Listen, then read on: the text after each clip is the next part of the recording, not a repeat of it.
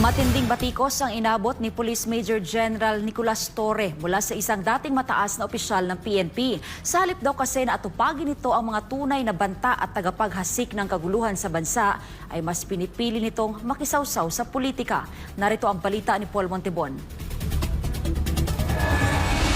Isiniwalat ni retired Police General Fillmore Escobal ng PMA Zambezi Class 1991 ang umano'y lantarang pakikisangkot ni Torre sa politika. Sa halip na ituon ang atensyon sa tunay na banta sa bayan, ang CPP-NPA-NDF. Ayon kay Escobal, tila inaabuso ni Torre ang kanyang kapangyarihan habang nakapwesto sa pambansang pulisya, partikular na sa pagsupil sa mga kritiko ng Administrasyong Marcos Jr. at sa pagtatanggol sa mga itinuturing niyang political masters. Imbes na tutukan ang paglaban sa insurhensya, binigyan diin ni Escobal na mistulang mas inuuna ni Torre ang pakikisangkot sa politika. Giit niya, ang CPP-NPA-NDF ay patuloy na lumalakas at pumapasok hindi lamang sa mga barangay, kundi pati sa mataas na antas ng gobyerno, kabilang na ang Kongreso. Dagdag pa ni Escobal, sa mga ginagawang aksyon ni Torre, hindi maikakaila na siya mismo ang nagdadala ng kahihiyan at kasiraan sa buong hanay ng PNP. Pinakahuling kontrobersiyang kinasasangkutan ni Torre ang pagsalakay ng CIDG operatives sa bahay ng kilalang political vlogger at digital content creator na si Ernest June Abines noong Pebrero 22 taong 2025. Inakusahan si Abines ng umano'y pagpapakalat ng maling impormasyon at di umano'y paghack sa mga datos ng PNP. Giit ni Escobal, ang dapat sanang pagtuunan ng pansin ni Torre ay ang patuloy na pananamantala ng CPP-NPA-NDF sa kabataan para sa kanilang pekeng revolusyon na madalas nauuwi sa trahedya. Isa sa malinaw na patunay ng patuloy na banta ng CPP-NPA-NDF ay ang nangyaring engkwentro noong Pebrero 15 taong 2025 sa pagitan ng NPA Jaguar Unit at tropa ng pamahalaan mula sa 67th Infantry Battalion sa Sitio Butigan, Barangay San Jose, Boston, Davao Oriental. Matatandaan noong Disyembre taong 2022 pa idineklara ni Pangulong Marcos Jr. ang rehiyon bilang insurgency-free. Ngunit tila hindi ito batid ni Torre. Ayon kay Escobal, nagbabala sa Escobal kay Torre na huwag abusuhin ang pansamantalan niyang kapangyarihan. Anya tila hindi batid ni Torre na ginagamit lamang siya ng mga politikong kanyang pinaglilingkuran at kapag nakuha na ng mga ito ang kanilang nais, maaring makalimutan na siya. Pinakamalungkot anya ang magiging wakas ng karera ni Torre kung paano siya maaalala ng publiko tulad ng pagiging simbolo nito ng kalupitan at paniniil.